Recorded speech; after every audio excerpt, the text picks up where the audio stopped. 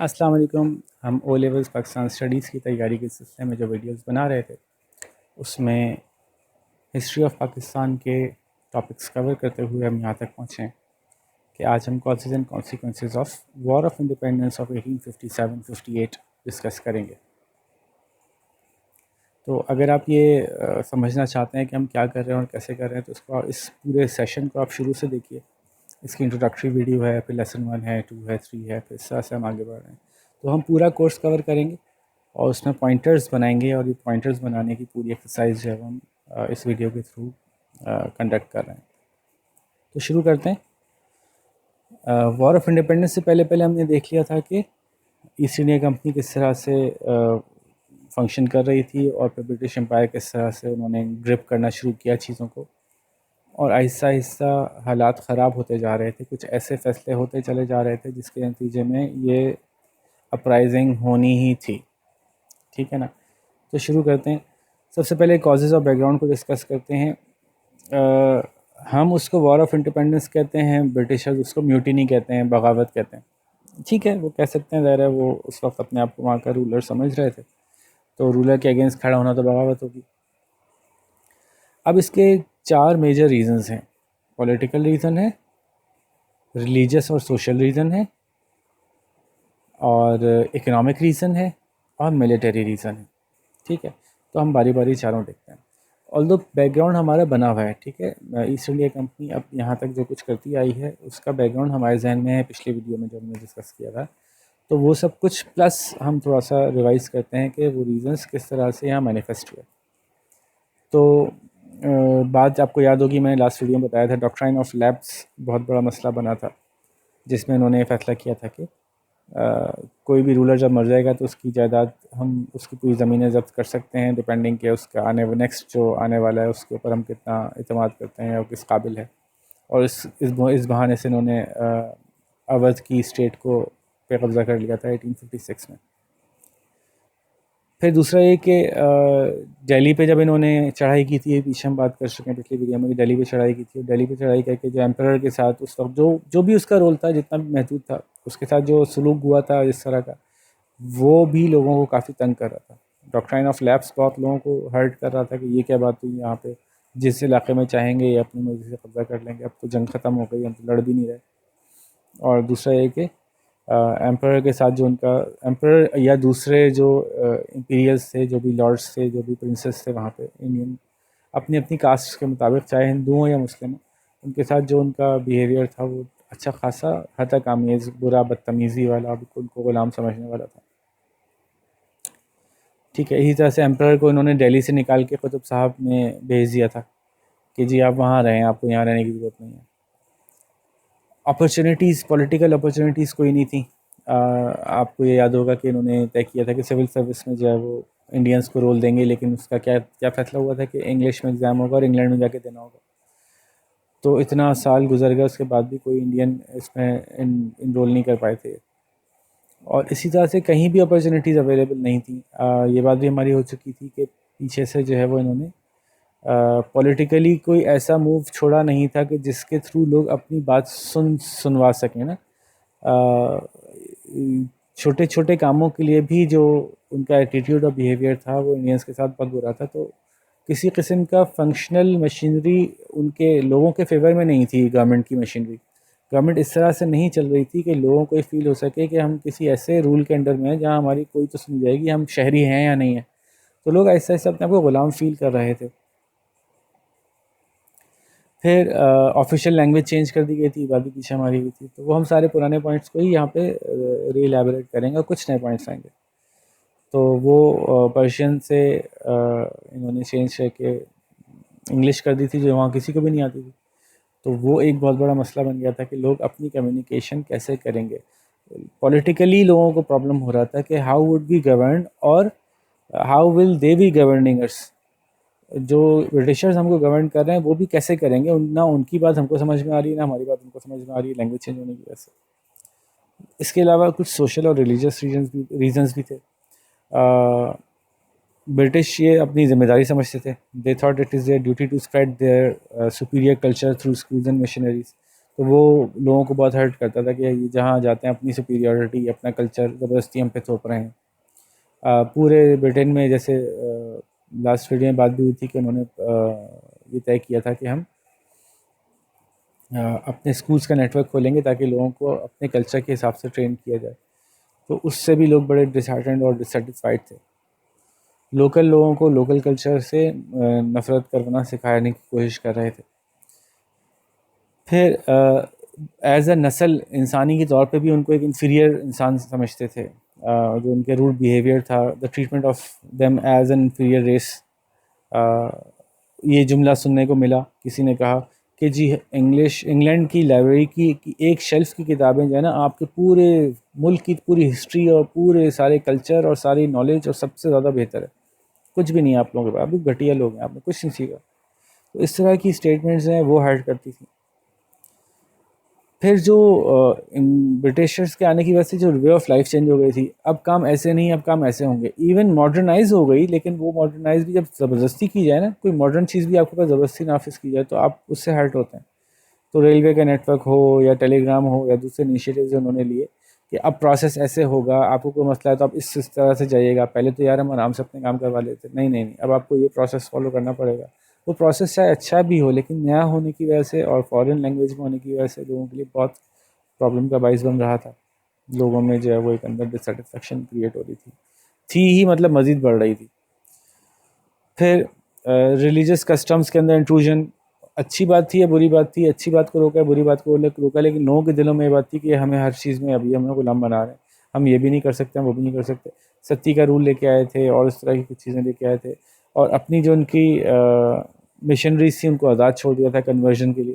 अच्छा, ऑल दो इंडियंस काफ़ी प्राउड नेशन थी, तो बहुत ज़्यादा इंडियंस कन्वर्ट हुए नहीं क्रिश्चियनिटी पे, लेकिन किस्से बहुत ज़्यादा तेज़ी से फैलते थे। कोई एक भी कन्वर्ट होता था तो उससे बहुत ज़्यादा लोग दिल में ना बुरा महसूस करते थे, मुस्लिम्स भी और हिंदूज भी। इकोनॉमिक रीजन से बहुत ज़्यादा टैक्स लगा दिया गया था लोकल्स के ऊपर, ड्यूटीज़, टैक्सेस। फिर जैसे मैंने आपको बताया था, फिनिश गुड्स की प्रोडक्शन को अलाउ नहीं करते थे। आप सिर्फ किसान हो, रॉ मटेरियल बनाओ, रॉ मटेरियल बेचो, और हम फिर वो रॉ मटेरियल लेके जाएंगे वहाँ से, उसको फिनिश गुड में कन्वर्ट करके वापस ला के आपको बेचेंगे। तो ये एक स्पॉन्ज का काम कर रहा था, यहाँ से दौलत समेट के, और दौलत सारी बाहर निकल रही थी। करप्शन बहुत थी, क्योंकि ईस्ट इंडिया कंपनी मौजूद थी इससे पहले पहले, तो ईस्ट इंडिया कंपनी की प्रैक्टिसेस ब्रिटिश गवर्नमेंट के अंडर में नहीं आ रही होती थी, तो वो किसी को जवाबदेह नहीं होते थे, तो बहुत करप्ट थे। टैक्स लगाते थे बड़े हैवी हैवी, और फिर उस टैक्स का क्या होता था किसी को नहीं पता चलता था कि इस टैक्स से कोई रोड भी नहीं बनी, इस टैक्स से कोई काम भी नहीं हुआ, और वो टैक्स है वो लोगों की जेबों में चला गया। इस तरह से इंडियन कहीं कोई किसी जगह किसी काम पे लगाया भी गया तो उसकी जो सैलरीज होती थी वो साफ दिखाते थे, तुम तो घटिया लोग हो, तुम्हें तो कम सैलरी मिलेगी। उसी काम की किसी और को सैलरी मिलती थी या ब्रिटिशर को सैलरी मिलती थी, वो ज़्यादा मिलती थी। तो ये लोगों के अंदर एक दिल में महसूस करवाता था। यानी इवन सिपाही भी जो था ना, वो उसको भी जो बहुत ही लो ग्रेड तस्वीर किया जाता था। फिर मिलिट्री रीजंस जो थे ना, ये बड़े इंपॉर्टेंट आ गए अचानक से। ये सारी चीज़ें बैकग्राउंड में थी, इकोनॉमिक रीजंस थे, पॉलिटिकल रीजंस थे, रिलीजियस रीजंस थे, दिलों में पक रहे थे। लेकिन जो मिलिट्री रीज़न आया ना, अच्छा, इन्होंने ईस्ट इंडिया कंपनी की पॉलिसी क्या थी, जैसे मैंने बताया भी था पहले, कि ये लोकल सिपाहीज़ को हायर करते थे और अपनी फ़ौज में भर्ती करते थे नौकरी देके।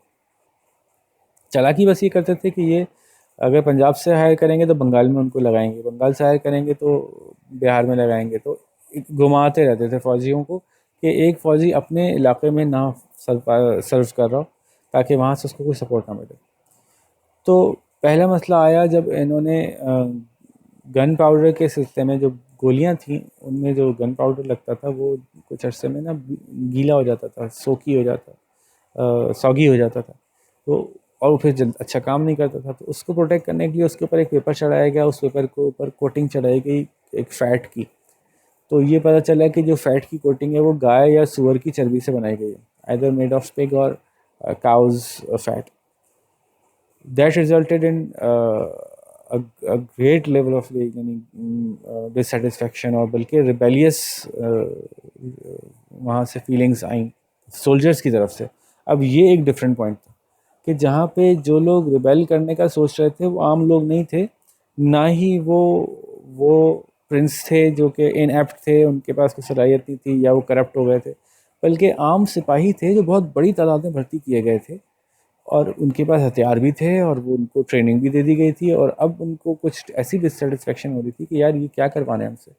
करना क्या होता था कि उस गोली को बंदूक में लगाने से पहले मुंह से उसका कार्ट्रिज छीलना होता था, और उसमें लगी हुई है गाय या सूअर की चर्बी। गाय की चर्बी हिंदुओं के लिए मसला, सूअर की चर्बी मुसलमानों के लिए मसला। तो वहाँ पे इन्होंने जो है ना वो करना शुरू कर दिया रिबेल। इसी तरह से जो ऑफिसर्स थे मिलिट्री में, वो जो सिपाही और इस तरह के नीचे के लोग थे, इनके साथ बहुत बुरा सलूक रखते थे। बिल्कुल इनको जूते की नोक पे रखना, बदतमीजी से बात करना, मार पिटाई करना, सख्त सज़ाएं देना इन लोग, ताकि इनके ख्याल में था कि इस तरह से हम कंट्रोल कर लेंगे इनको। लेकिन इससे दिलों में बड़ी डिससेटिस्फैक्शन थी। फिर मिलिट्री में भी फोर्स्ड कन्वर्जन हो रही थी कि जी अगर आप क्रिश्चियन हो जाओगे तो आपको ये फ़ायदे मिलेंगे, वरना आपके ऊपर ये सख्तियाँ की जाएंगी। तो ये ज़बरदस्ती जो थी ये बहुत ज़्यादा हर्ट कर रही थी लोगों को। और सिपाहियों को लेके ज़्यादा इंडिया से बाहर की कॉन्क्वेस्ट पे कि जी फलानी जगह कॉन्क्वेस्ट है, अब आपको हमारे साथ चलना पड़ेगा। हायर वो हुए थे कि लोकल इलाकों में पीस कायम रखने के लिए हायर किए गए थे, लेकिन जब वो बाहर की कॉन्क्वेस्ट के लिए उनको लेके जाने की कोशिश की गई तो उनको बहुत और तकलीफ हुई इस पर। तो ये पूरा एक ऐसा लावा पक रहा था कि इसको बस ज़रा सी सुई की ज़रूरत थी और ये फट के बाहर निकलना था। तो हुआ क्या कि 1857 की जनवरी में ये नई कार्ट्रिजेस आई थी, और मार्च में मंगल पांडे नाम के एक सिपाही ने जो है वो इसके ख़िलाफ़ एक्शन लिया और कहा कि मैं ये नहीं करूँगा। उसके क्योंकि जो ऑफिसर्स होते थे वो तो बहुत बुरा सलूक करते थे और 1 मिनट में उनकी चमड़ी उधेड़ देते थे। तो उन्होंने कहा कैसे नहीं करेगा, तू करेगा भाई। और फिर वहाँ पर उसके साथ झड़प हुई और उसको जान से मार दिया गया। ये एक बड़ा लोगों को, जो सिपाही थे ना, अब सिपाहियों के दिलों में वो आग लगना शुरू हो गई। मई में the सिपाहीज in Meerut disobeyed. Meerut में सिपाहियों को जब ये गोलियाँ दी गई उन्होंने डिसोबे किया, और डिसोबे करने के नतीजे में फ़ौरन उनको कोर्ट मार्शल कर दिया गया, सख्त सज़ा दी गई और उनको जेल में बंद कर दिया गया। अब सिपाहियों ने जेल में बंद किया, तो वो जो दूसरे सिपाही थे वो सब देख रहे थे इस कुर्बानी को उनकी। तो it resulted in a revolt by the fellow soldiers. They what did they do, they actually attacked there officers. उनको मारा पीटा, बल्कि जान से मारा, उनसे निजात हासिल की, अपने साथियों को जेल से छुड़ाया। और फिर इन्होंने समहाउ, बस एक इनके अंदर वलवला आया, कोई चीज़ पहले से प्री प्लान नहीं थी कि अब हमें जी अपने आप को आज़ाद करना है। अचानक से सिपाहियों के लेवल पे, अब जब खाली सिपाही होंगे और जनरल नहीं होगा तो बड़ा ही केओटिक किस्म के इमोशन होंगे, कहीं कोई कुछ सोच रहा होगा, कहीं कुछ सोच रहा होगा। और ये बिल्कुल एक इलाके की सिपाहियों की बात हो रही है, मीरठ के सिपाहियों की बात हो रही है। इन्होंने यहाँ से अपने साथियों को आज़ाद कराया और यहाँ से निकल खड़े हुए कि हम जो है वो पूरा मुल्क आज़ाद कराएंगे। और उसमें शुरुआत उन्होंने की कि हम दिल्ली को आज़ाद कराएंगे, दिल्ली में जो है वो हमारा बहादुर शाह बादशाह को हम री इंस्टेट करवाएंगे और जी हमारा अपना बादशाह होगा। अच्छा, उस वक्त ये जहन में नहीं था सिपाहियों के कि हम मुस्लिम होने की हैसियत से लड़ रहे हैं या हम हिंदू होने की हैसियत से लड़ रहे हैं। वो उस वक्त इंडियन होने की हैसियत से ब्रिटिश ग़ुलामी के ख़िलाफ़ खड़े हो रहे थे। और ब्रिटिश ग़ुलामी के ख़िलाफ़ जो उनको फिगर हेड नज़र आई वो मुग़ल एम्परर की नज़र आई। बाद में इसका काफ़ी नुकसान भी हुआ खुद इस वॉर ऑफ इंडिपेंडेंस को, वो हम आगे बात करेंगे। लेकिन बहरहाल ये हुआ कि फिर उन्होंने दिल्ली की तरफ मार्च करना शुरू किया। और ये ख़बर जब सुनी दूसरे इलाक़ों के सिपाहियों ने कि जी इस मीरठ के सिपाही जो हैं उन्होंने आज़ादी की जंग छेड़ दी है और वो तो दिल्ली से अब बहादुर शाह को आज़ाद करवा के और वहाँ से जो है वो उसके अंडर में पूरी बड़ी जंग लड़ने की तैयारी कर रहे हैं, तो ये भी और जगहों पे भी ये शुरू हो गया फसादात। मथुरा, कानपुर, झांसी, इलाहाबाद, लखनऊ, ये सारे इलाके जो हैं वो एक-एक करके जो हैं खड़े हो गए और वहाँ पे ठीक-ठाक रिबेलियन शुरू हो गया, बाकायदा जंगें शुरू हो गईं। इसी तरह से एक कानपुर के अंदर नाना साहब करके एक साहब थे। आप सोच लें कि अगर ये अड़ियल हैं और ये खड़े हो रहे हैं और ये लड़ रहे हैं तो ये किस कास्ट को बिलोंग करते होंगे? तो ये मराठा होंगे, ठीक है। मराठास के अंदर ये बड़ा ज़बरदस्त वो था ना, अभी भी है वैसे, कि ये उनकी नेचर में दबना नहीं होता, दबते नहीं हो किसी से। तो खैर इनके बहुत सारे पॉलिटिकल रीजंस थे खड़े होने के, लेकिन वट एवर द रीजंस, बहरहाल ये नाना साहब करके एक साहब थे, वो खड़े हो गए कानपुर में। उन्होंने अपनी फ़ौज बना ली और फ़ौज बना के जो है वो लड़ाई की। अब बड़ी मशहूर कहानी है इसकी ना, उसमें बहुत से अच्छी बुरी दोनों तरह की बातें हुई। इन्होंने जो है वहाँ पे मौजूद ब्रिटिश सोल्जर्स और ब्रिटिश फैमिलीज़ जो वहाँ रहती थी सबको घेराव कर लिया। वो बहुत अरसे तक, यानी कई हफ्तों तक घेराव जारी रहा। और फिर आखिरकार जब घेराव की मुद्दत बहुत बढ़ गई और ब्रिटिशर्स को ये एहसास हुआ कि हमारी मदद नहीं हो पाएगी कहीं से, तो उन्होंने सरेंडर किया। तो फिर इनको कश्तियों पे लोड करके दूसरे इलाके में छुड़वाने की बात हुई। वहाँ समहाउ गोली चल गई। अच्छा, जब गोली चलती है तो अब ये ज़रूरी नहीं है कि जानबूझ के चलाई हो, और ऐसा भी हो सकता है कि जानबूझ के चलाई हो। What ever the reason, history अभी इस बारे में इतना क्लियर नहीं है, लेकिन दरिया के किनारे जब गोली चली तो फिर वो जो सरेंडर करके आ रहे थे उनके पास ऐसे खास हथियार नहीं थे। इन लोगों के पास ठीक ठाक हथियार थे, क्योंकि इन्होंने कैप्चर कर लिया था इन लोगों को। तो भाई इन्होंने तो वहाँ पे बिल्कुल सफाया कर दिया, और इसको कहा जाता है कि वहाँ पे ब्रिटिशर्स का मैसेकर हुआ। उनको पूरी की पूरी जो भी कॉलोनी थी, पूरी उनकी जो जिनको छोड़ने का वादा कर लिया गया था, उन सबको जान से मार दिया गया। मर्दों को, औरतों, बच्चों को पकड़ के ले गए कि इनके ज़रिए से हम लेवरेज लेंगे, यानी इनको अपना कैदी बना के किसी जगह हम फंस रहे होंगे तो इनके ज़रिए से छूटेंगे। तो फिर लेकिन वो ब्रिटिशर्स प्रॉपर अपनी फ़ौज लेके आए, और जब जंग हुई और जंग के नतीजे में नाना साहब को एक दफ़ा शिकस्त हुई, दूसरे मौके पे शिकस्त हुई, तीसरे मौके पे शिकस्त हुई। फिर उन्होंने फैमिलीज़ को सामने रख किया कि हम इनको जान से मार देंगे अगर आपने वापस ना गए। उन्होंने नहीं सुनी भाई, वो गुस्से चले गए। तो फिर नतीजे ने इन्होंने मार भी दिया। तो वो भी एक बड़ी कंट्रोवर्सी है कि जी फ्रीडम फाइटर्स तो थे, लेकिन उन्होंने बच्चों को और औरतों को भी जो है वो ठीक ठाक जान से मार दिया। और इस पे जो है ब्रिटिशर्स का रिस्पॉन्स आया फिर कि जब वो वहाँ पहुँचे तो फिर उन्होंने जो मारा है वो एक एक घर से निकाल निकाल के जो है वो लोगों को बिल्कुल बुरी तो दरिंदगी के साथ जो है ना ख़त्म किया गया। तो ये रिकॉर्ड पे है हिस्ट्री में। ऑल्दो कि आपकी किताब में शायद इस तरह से डिटेल्स नहीं होंगी, लेकिन इनाना साहब का एक बड़ा इंटरेस्टिंग सा वाक़या था, तो मैंने कहा आपको बताऊँ। तो ये हुआ कानपुर में। अब इसमें जो हैवी कैजुअल्टीज़ हुई, दोनों तरफ वालों ने अपने हिसाब से कहानी सुनाई। ब्रिटिशर्स ने अपनी कहानी सुनाई अपने साथियों को, अपने फ़ौज में, कि जी ये इन्होंने इतनी बर्बरियत से हमारे बच्चों को मार दिया, अब हम छोड़ेंगे नहीं, एक एक को सबका खून पी जाएंगे। उधर नाना साहब की तरफ से कहानी सुनाई गई लोगों को, या लोगों में जो स्प्रेड हुआ कि ब्रिटिशर्स ने कैसे हमारे इलाकों पे जो है वो लोगों को जान से मारा। तो वो आग बढ़ी ही, ख़त्म नहीं हुई। लेकिन क्या हुआ कि as it was all uncoordinated, it was deem to fail. तो शुरू से ही चूँकि कोऑर्डिनेटेड थी नहीं, कोई जनरल था ही नहीं, कोई बड़ा नहीं था जो इन सबको एक जगह मुत्तहद करता। हालांकि शायद तादाद में ये इतने थे, और अगर इनके साथ लोकल मिल जाते, आवाम मिल जाती, तो ये वही कर सकते थे जो कि मराठास ने औरंगज़ेब के साथ किया। इतने साल लड़ाई उतरे, लेकिन वो तो कंट्रोल में ही ना आ सके क्योंकि लोकल्स मिले हुए थे। तो अगर यहाँ लोकल्स की सपोर्ट मिल जाती तो फिर शायद ये जंग बहुत लंबी चलती और कोई कोऑर्डिनेट करने वाला होता, कोई लीडर होता जो इनको कोऑर्डिनेट करता, लेकिन वो नहीं था। बहादुर शाह जफ़र ने जो है वो सरेंडर कर दिया उसके बाद, क्योंकि वो नज़र आ रहा था उनको कि इतनी अब हैवी तादाद में फ़ौज आ गई है ब्रिटेन से। प्रॉपर अब ईस्ट इंडिया कंपनी से बात नहीं हो रही, अब ये ब्रिटेन की फ़ौज इंगेज हो गई है बाकायदा हथियारों के साथ। फुल फ्लेज फ़ौज जो है वो लड़ाई में शामिल हो चुकी है, और ज़ाहिर है उनके जो हथियार या उनकी जो कोऑर्डिनेशन थी उसको उनके पास थी नहीं। तो बहादुर शाह ने सरेंडर तो किया, लेकिन उनको कैप्चर किया गया सितंबर में। जनवरी में शुरू हुई थी, सितंबर तक मामला निमट भी गया। उनको कैप्चर किया गया, फिर उनको जो है वो उनके बच्चों को मारा गया, मारा ही नहीं गया, मतलब सर उनके उतार के ना गर्दन से, और वो बहादुर शाह के सामने प्रेजेंट किया गया कि देखो ये अंजाम होता है हमसे बगावत करने का। ठीक है, एक और जगह पे झांसी की रानी का किस्सा मशहूर है। तो वो झांसी में उन्होंने रेजिस्टेंस की, हालांकि वो भी बड़ी कंफ्यूज सी सिचुएशन थी। शुरू में उनका मकसद रेजिस्टेंस नहीं था, शुरू में उनका मकसद ये था कि उनके इलाके में Britishers, under the protection of Britishers, वो रूल कर रही थी। तो जब इलाकों में काफ़ी सारे मसाइल फैले और अफरा तफरी मची, तो उन्होंने ब्रिटिशर्स से कहा कि भाई आप हमें सपोर्ट करते हैं ना, आपकी प्रोटेक्शन में हम जी रहे हैं, तो आप दें, हम एक फोर्सेस दें। लेकिन वो इतने इंगेज से वो नहीं दे सके। तो फिर इन्होंने अपने आप को, अपने इलाके को प्रोटेक्ट करने के लिए एक फ़ोर्स खड़ी की। ब्रिटिशर्स का ये गुमान था कि ये हमें ही मारने के लिए, ये भी रिबेलियन के चक्कर में सब कुछ कर रही हैं। तो फिर इनके ऊपर भी अटैक्स हुए, इनसे भी लड़ाई हुई, आखिरकार इनको रिबेल करना ही पड़ा। मतलब इरादा तो नहीं था, ऐसा लगता है, हिस्ट्री ये कहती है कि ऐसा था कि शायद इनका इरादा नहीं था, लेकिन ब्रिटिशर्स के अपने एक्शंस के नतीजे में इन्होंने रिबेल किया।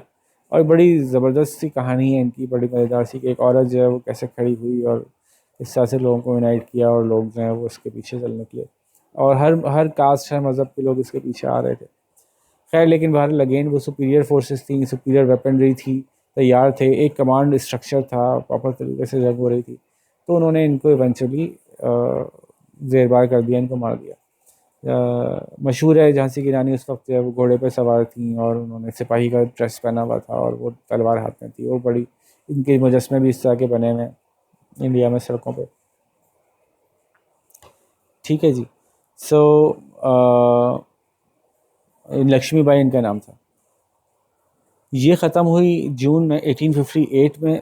तो ऑलमोस्ट इस वक्त तक जहाँ जहाँ जिस जिस जगह पे झड़पें हो रही थी इस पर काबू पा चुके थे और बाय अगस्त ये सब जगह मामला निपटा चुके थे और बड़ी ही बुरी तरह से इन्होंने सफाया किया। मतलब जो जिसने ज़रा सी रेजिस्टेंस शो की उनको बिल्कुल जड़ से उखाड़ दिया उन्होंने। ठीक है, क्यों हुआ ये रेजिस्टेंस फेल क्यों हुई? जैसे कि बीच में बातें होती नहीं हमारी, कोऑर्डिनेशन बिल्कुल नहीं थी। सबसे बड़ी वजह ये थी कि यूनिटी और कोऑर्डिनेशन नहीं थी। उसमें कई तरीक़ों की यूनिटी नहीं थी। मुस्लिम्स की मुस्लिम से कोऑर्डिनेशन थी तो हिंदूस से नहीं थी, हिंदूस की मुस्लिम से नहीं थी। फिर इवेंचुअली उनकी आपस में ज़ातें, उनके इलाके वो नहीं थे। फिर आपको याद ही होगा कि जो प्रिंस और लैंडलॉर्ड्स थे वो तो बहुत सारे ब्रिटेन को के ग़ुलामी हो गए थे यार। उन्होंने रखे ही ऐसे पपेट थे जो कि उनके ग़ुलाम हो। तो पीछे पीछे से वो कर रहे थे, बगावत को कुचलने में मदद दे रहे थे अपने अपने इलाकों से। जैसे रूलर ऑफ कश्मीर ने जो है वो सिपाही भेजे कि लीजिए हमारे सिपाही लीजिए और आप मदद कीजिए इन लोगों को मारने में। इस तरह सोल्जर्स जो हैं, जैसे मैंने पहले भी कहा था, वो पोजीशन ऐसे किए गए थे कि बंगाल के सोल्जर पंजाब में पोजीशन है, बंगाल के सोल्जर खड़े हुए लड़ने के लिए तो आम पंजाबी नहीं खड़ा हुआ उनके साथ। पंजाब के सोल्जर जब बंगाल में खड़े होंगे तो आम बंगाली नहीं खड़ा होगा उनके साथ, क्योंकि कास्ट का डिफरेंस इतना ज़्यादा डीप रूटेड था इंडिया में कि वो उनको प्रॉपर सपोर्ट लोकल्स से नहीं मिल सकी। इसी तरह से ये जैसे मैंने शुरू में कहा था कि एक मसला हुआ कि इन्होंने बहादुर शाह और सफ़र के पीछे खड़े होने की कोशिश की। उस वक्त ये जहन नहीं था कि ये मुस्लिम लीडर के पीछे हम खड़े हो रहे हैं, बल्कि ये था कि इंडियन लीडर के पीछे खड़े हो रहे हैं। लेकिन आहिस्ता आहिस्ता लोगों को फील हुआ कि ये तो वापस से मुसलमानों का रूल आ जाएगा और वही औरंगज़ेब का पूरा एक जहन में लोगों के घूम गया। तो बहुत सारे लोगों ने अपनी सपोर्ट खींच ली, स्पेशली इंडियन हिंदूज़ ने अपनी सपोर्ट खींच ली। जब ये फीलर आना शुरू हुआ कि कहीं ऐसा तो नहीं कि मुस्लिम्स की वॉर ऑफ इंडिपेंडेंस है, तो हिंदूज़ एकदम से पीछे हटे। अच्छा, बड़ा पोर्शन हिंदूज़ का था शुरू शुरू में, तो क्योंकि हिंदूज़ वहाँ मेजॉरिटी में थे। जब वो पीछे हट गए तो मुस्लिम्स बिल्कुल ही अकेले रह गए। तो स्ट्रेंथ ऑफ ब्रिटिश मिलिट्री भी एक बहुत बड़ा रीज़न थी हारने की, कि वो प्रॉपर तैयार थे। वो अभी तक जो सिपाही यहाँ पे मौजूद थे ये तो ईस्ट इंडिया कंपनी के सिपाही थे। इनकी ना वो ट्रेनिंग थी ना इनके पास वो असला था। जब ब्रिटेन से पूरी फौज आई तो वो तो फुल लेस होके आई थी, तोपें और ये सब कुछ लेके आई थी अपने साथ। तो एक तो ये कि वो ट्रेंड भी ज़्यादा थे, तैयार भी ज़्यादा थे, इक्विपमेंट ज़्यादा थी, तजुर्बा ज़्यादा था ब्रिटेन फ़ौजियों का। फिर उनको एक वो हर हद तक जाने के लिए तैयार थे ना, any level of violence was okay for them. तो पूरे पूरे गांव उड़ा देंगे, वो हज़ारों लोगों को मार देंगे, वो बिल्कुल बेरहमाना अंदाज से बढ़ रहे थे, क्योंकि वो उनके जहन में था ये निचली ज़ात है, घटिया लोग हैं और हमारे अपने थोड़ी हैं। तो वो every level of violence was okay for them. और जो सबसे बड़ा एक और इम्पॉर्टेंट तरीका ब्रिटिश का रहा कि वो डिवाइड एंड रूल के ऊपर अमल करते थे। तो उन्होंने खटाखट जहाँ अपराइजिंग देखी वहाँ के लोकल्स को डिवाइड किया, इसको पैसे खिलाया, उसको ब्राइब किया। तो ट्रेटर्स क्रिएट करना इनकी बड़ी ज़बरदस्त इनको आता है। वो आज तक आपको पता है कि दुनिया भर में चल ही रहा है। तो इन्होंने जो है वो बहुत से लोगों को लोकली ही हरवा दिया, आपस में लड़वा दिया, लोकली हरवा दिया, मामला आगे बढ़ने नहीं दिया। इवेंचुअली एंड क्या हुआ? Britain officially taking full control of India, declaring Queen Victoria as the Empress of India in 1877। 1877 तक पहुँचते पहुँचते इन्होंने जो है वो क्वीन विक्टोरिया को as a empress of India declare किया आखिरकार। फिर इन्होंने वाइसरॉय, प्रॉपर वाइसरॉय नहीं, अब रूलर ऑफ इंडिया आएगा। अब गवर्नर जनरल सिर्फ गवर्न करने नहीं आएंगे बल्कि रूल करने के लिए आएंगे। लॉर्ड कैनिंग पहले गवर्नर वाइसरॉय थे, वो भेजे गए। बहादुर शाह जफ़र को लाइफ टाइम की इम्प्रिजनमेंट हुई और उनको इंडिया से निकाल के बर्मा भेज दिया गया और उनके बच्चों को मैंने बताया कि मार दिया गया। फिर ब्रिटेन ने प्रोक्लेम किया था कि ठीक है हम वॉर ख़त्म करते हैं और हमने अंदाज़ा लगाया है कि कुछ मसाइल थे जिसकी वजह से लोगों में डिससेटिस्फेक्शन थी, अब हम उस पर काम करेंगे क्योंकि अभी ईस्ट इंडिया कंपनी नहीं रही, बल्कि अब हम ब्रिटेन हैं और हम खुद आ गए और हम बड़े मुनसिफ और बड़े ज़बरदस्त और बड़े कल्चर्ड लोग हैं। लेकिन हुआ कुछ नहीं ऐसा। तो उनके वादों पे कोई कोई अमल नहीं हुआ, लोगों के मसाइल हल नहीं हुए। वो जो मसले थे जो रिलीजियस, पॉलिटिकल, इकोनॉमिक रीज़न, वो पहले से और ख़राब हो गए, बेहतर नहीं हुए। So the improvement did not come into effect. No power was given to locals neither in government nor in civil service by 1870। इस वक्त तक तो बिल्कुल ही नहीं दिया गया। उस वक्त तक सिर्फ एक इंडियन सिविल सर्विस में आ पाया था, इतना बुरा हाल था। अच्छा, ये आप जहन में रखें, मैंने कहा ना कि एंड जब था 1858 के दौरान के करीब, इंडियंस में हिंदूज़ ने जब अपना सपोर्ट पीछे कर लिया था और ब्रिटिशर्स को कहना शुरू कर दिया था कि हम तो लड़ भी नहीं रहे थे, हम लड़ना चाहते भी नहीं थे, हमारी लड़ाई भी नहीं है, ये तो आप देख लें, मुग़ल एम्पायर ने सारा चक्कर चलाया था, उसने खड़ा किया था अपने मुसलमानों को, और वो लड़ रहे थे आपसे, हम थोड़ी लड़ रहे थे। तो इसके नतीजे में क्या हुआ कि major blame of the mutiny was put on the shoulders of Muslims, and any relaxation that was given to other communities, making life more and more difficult for Muslims. And even the public grants that were given before were withdrawn. बहुत सी चीज़ें ऐसी थी जो उस वक्त उन्होंने कहा ठीक है जी, आप लोग अपना ये स्कूल चला लो गवर्नमेंट के खर्चे पे, गवर्नमेंट ने वो पैसे वापस ले लिए। तो बहुत सारी चीज़ें मुस्लिम से खींच ली गई, और जो रिलैक्सेशन कुछ थी भी तो वो उन्होंने हिंदूज़ या सिख वगैरह दूसरों के लिए छोड़ दी। Hindu adjusted to the new situation and gain favour, और इसके नतीजे में हिंदूज़ ने जो है वो ठीक ठाक फ़ायदा उठाया। उन्होंने अपने फेवर में अपने इलाकों में अपने बच्चों को स्कूल से भेजा, उनको जॉब्स दिलवाई, उनको जो है वो पॉलिटिकल किसी भी तरह का जो प्रेजेंस थी उनकी वो डेवलप करना शुरू कर दी, और ब्रिटिशर्स को मैन्यूवर करते थे अपने फेवर में। अच्छा, ये तो आपको याद होगा अकबर के दौर से हिंदूज़ ने ये लर्न कर लिया था कि किस तरह से रूलर को आप मना सकते हैं, कुछ थोड़ा सा दे के और कुछ थोड़ा सा लेके। ये एडजस्टमेंट उनको आती थी, इन मुसलमानों को ही आती नहीं थी। मुसलमानों ने रूल किया था, उनको दूसरे से अगर कोई दूसरा उनके रूल को चैलेंज किए करेगा तो उससे लड़ना तो आता था, उसके अंडर में रह के छोटा बन के उसको मैनिपुलेट करना इनको नहीं आता था। तो ये पीछे से पीछे होते चलेगा और हिंदूज आगे से आगे बढ़ते चले गए। मतलब nothing wrong for about that, मतलब हर कास्ट, हर नेशन, हर कौम को ये इजाज़त है कि अपने फ़ायदे के लिए काम करे, अपने आप को आगे से आगे बढ़ाए। लेकिन वेल, पाकिस्तान का चूँकि हम क्यों बना इस पर बात कर रहे हैं, तो इसलिए यहाँ पे मुस्लिम्स और हिंदूज़ का जो डिवीज़न था ना वो नज़र आना शुरू हो गया था। ये इस हवाले से बात हो रही है, ठीक है। उसके बाद ब्रिटिश सोल्जर्स के नंबर इंक्रीज़ कर दिया गया ताकि नेक्स्ट कभी म्यूटिनी होने का चांस ही ना रहे। पहले ब्रिटिश सोल्जर्स कम होते थे, सिपाही ज़्यादा होते थे, ब्रिटिश सोल्जर जो इंडियन सिपाही ज़्यादा होते थे, फिर ब्रिटिश सोल्जर्स बढ़ा दिए गए। फिर वर्नैक्युलर एक्ट पास किया गया जिसके अंदर के न्यूज़पेपर और इस तरह की जो ख़बरें देना और लोगों के जज्बात भड़काना, उसके ऊपर पाबंदी लगाई गई। इवेंचुअली ये सब जब कर दिया गया तो इसका एक बड़ा नतीजा निकला कि लोगों में एक दफ़ा फिर जज्बा तो पैदा हो गया कि यार ये हम इनके साथ रह नहीं सकते। मतलब 1857 की वॉर होती, ब्रिटेन आता, कहता भाई ओ ये हो, ये सब कुछ ईस्ट इंडिया कंपनी ने कर दिया, बहुत गलत हुआ आप लोगों के साथ, कुछ गलती आपकी भी थी, कुछ हमारी भी थी, अब से हम सुधारते हैं। और ब्रिटेन इंडिया को एक ऐसी कॉलोनी के तौर पे रूल करता कि वो कहता है ये मेरी दूध देने वाली बकरी है, मैं इसको खिलाऊंगा भी और इससे फ़ायदा भी लूँगा। तो शायद ये इवेंचुअली, क्योंकि मेजॉरिटी में हिंदूज थे और हिंदूज को रहना आता था रूलर्स के साथ मिलकर, तो ये किसी तरह से ब्रिटेन का रूल यहाँ पे ज़्यादा लंबा चल जाता। लेकिन समहाउ उन्होंने इसको बहुत ही नेगेटिवली हैंडल किया वॉर के एंड को, और वो जो सख्तियाँ थी वो पहले से और बढ़ा दी। तो नतीजतन वो जज्बा नेशनलिज्म का कि हम एक अलग कौम है और हमें अलग होना है और हमें ब्रिटिशर्स को के ग़ुलामी नहीं करनी और ये हमें ग़ुलाम बना के रखे में, ये कैफियत जो है इतनी ज़्यादा डेवलप हो गई कि फिर दोबारा पुश होना शुरू हुआ कि somehow get rid of them. तो development of nationalist feeling in Indians, जिसके नतीजे में जब उन्होंने देखा हमने मिलिट्री एफर्ट करके देख ली, हमने ये एफर्ट कर ली, हम वो एफर्ट कर ली, अब उनके बच्चे भी पढ़ गए थे स्कूलों कॉलेजों में, वो वकील भी बन गए थे, उन्होंने पॉलिटिक्स भी सीखना शुरू कर दी थी। तो आखिरकार ये नतीजा निकला कि 1885 के अंदर जो है वो इंडियन नेशनल कांग्रेस बन गई। ये जो है वो सबसे बड़ा नतीजा बज़ाहिर देखने में आया वॉर ऑफ इंडिपेंडेंस का, कि पॉलिटिकल मूवमेंट की तरफ फिर लोग शिफ्ट हुए। ब्रिटिशर्स की गलती क्या हुई कि इन्होंने जो रिजेंटमेंट्स थी उनको टेक केयर नहीं किया, मसाइल हल नहीं किए लोगों के, और फिर लोगों ने आहिस्ता आहिस्ता जो पहले जो बादशाह थे उन्होंने लड़ाई की, वो नहीं लड़ सके, बादशाह की फ़ौज ने लड़ाई की, वो हार गए।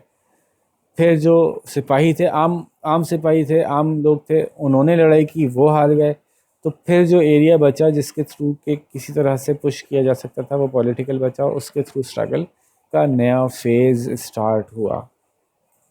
So here this the causes and consequences of war of independence ख़त्म करते हैं। और अब हम आगे कहाँ जा रहे हैं, बस ये एक आपको समझा दूँ कि ये बात कहाँ जा रही है। ये बात जा रही है अब वो जो पॉलिटिकल मूवमेंट स्टार्ट हुई है यहाँ से लेके 1857 से लेके विच वेंट अप टू 1947, वहाँ तक की पूरी मूवमेंट अब आहिस्ता आहिस्ता हम कवर करेंगे मुख्तलिफ पोर्शंस में। उसमें कुछ चीज़ें बहुत ज़्यादा इंपॉर्टेंट है, उसकी पूरी एक अलग वीडियो होगी, जैसे कि सर सैयद अहमद ख़ान का रोल है। अब वो पूरा एक अलग ही टॉपिक बन जाता है, इतना इंपॉर्टेंट उन्होंने जो भी किया वो इस पूरी सिनेरियो में उसके इतने सारे एक्शंस उनके इस काबिल हैं कि इनके ऊपर कमेंट किया जाए, उनको डिस्कस किया जाए, कि उससे पूरी एक अलग वीडियो बनेगी।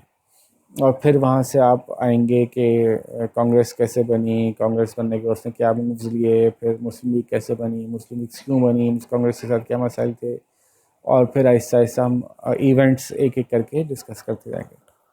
सो होपफुली हम जल्दी ही 1947 तक पहुंच जाएंगे और फिर वहाँ से पाकिस्तान बनने का और उसके बाद के हालात देखेंगे।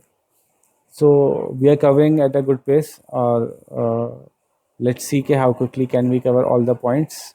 आई होप कि आप लोग जो पॉइंटर्स बनाने की टेक्निक मैं आपको सिखा चुका हूँ पिछली वीडियोज़ में, उसके तहत मुख्तसर से मुख्तसर करके पॉइंटर्स बना रहे होंगे, और एक टॉपिक पे 1 से 2 पेज से ज़्यादा आप नहीं निकल रहे होंगे बाहर।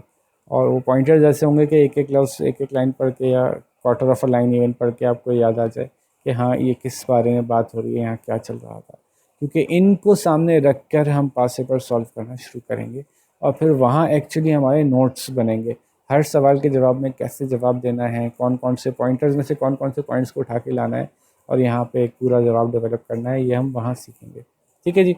तो बस यहाँ पे हम आपसे ज़्यादा चाहेंगे, अपना ख्याल रखिएगा। अल्लाह हाफ़िज़।